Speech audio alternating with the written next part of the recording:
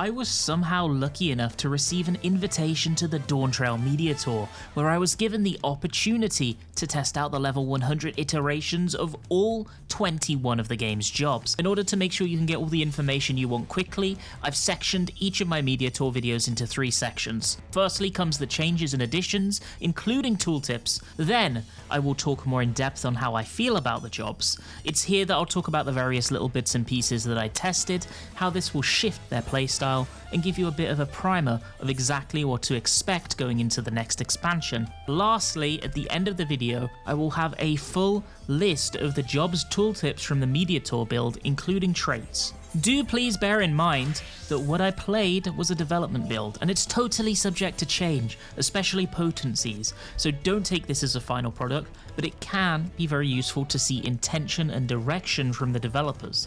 Additionally, I had very limited time to test everything, and our play session was at like 400 ping due to needing to route the server access through North America, then all the way to Japan. So what you're going to be seeing from me is definitely not peak gameplay. My apologies, I did the best I could with what we had access to. Fester is upgraded to Necrotize at level 92, dealing 440 potency of damage. Searing Light actually gets changed. Instead of being a 3% damage buff for the raid lasting 30 seconds, it is now a 5% buff lasting 20 seconds. On the whole, this should be a small net gain for the damage contribution it brings, and it also makes it fall in line with most of the other damage buffs from other jobs, rather than having this long tail end after player burst has mostly ended. Searing Light also receives an OGCD combo action in Searing Flash. You get 30 seconds to use this attack, and it's simply a new offensive ability. Solar Bahamut is the big change and the new summoner capstone. Now every second summon will be a Solar Bahamut, and then it'll alternate Bahamut and Phoenix in between.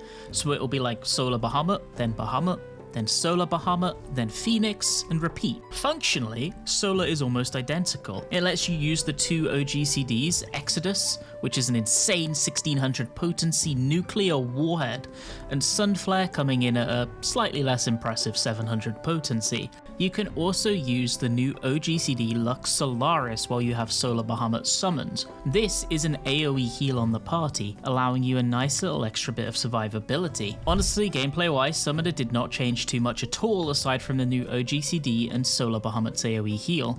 You'll follow the same rotation as before, with for the most part the same priorities. The 3 summons have had their potencies buffed too, but they're still roughly where they were before balance-wise.